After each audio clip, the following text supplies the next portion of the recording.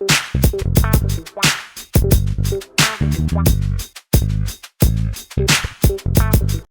been in a fight that got really hot really fast or it escalated? What if you do? How do you de-escalate conflict?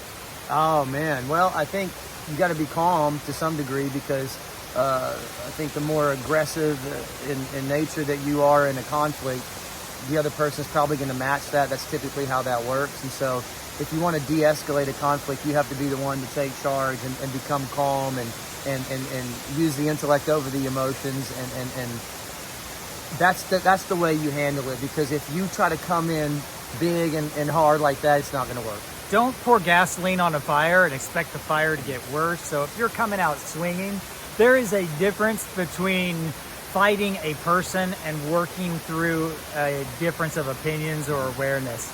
And so if you're coming out trying to win a conflict by putting another person down or controlling them, or it's not going to help. In fact, it's going to change the stakes to something way bigger. Yeah, I like what you said. If you're trying to win a fight, I think that's one of the keys to de-escalating a conflict, is to say, what is my goal here?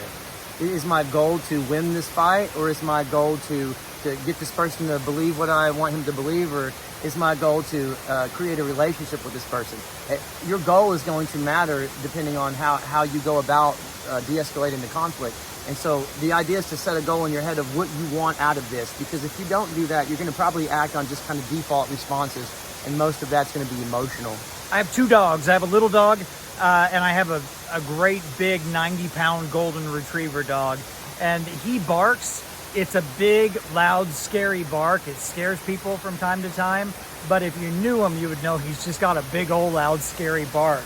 Sometimes when we're in a conversation, somebody will say something and it'll sound a certain way. It'll take a certain tone. Jack's got this deep voice, and whenever he says something, he's not threatening you. That's his voice. That's just how he sounds.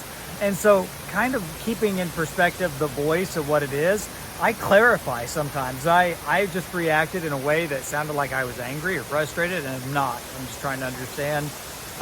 Clarifying what your tone means will help, because most people aren't great at interpreting tone. Yeah, it's tough. One of the best ways to handle dealing with a conflict like this is also to ask a question.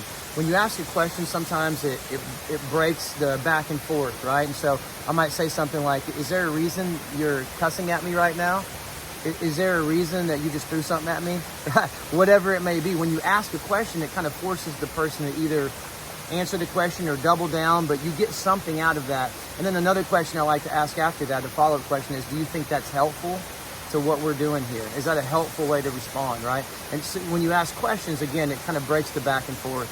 If the goal is to de-escalate the conflict, keep that in your mind. The goal is not to conflict. The goal is to work through an issue. And when that is your mindset, you'll do certain things differently.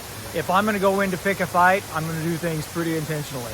If I'm going to go in to de-escalate something, I'm probably going to get to the root of what it is that we're actually asking for, fighting over, talking about, and then figure out how to resolve that problem.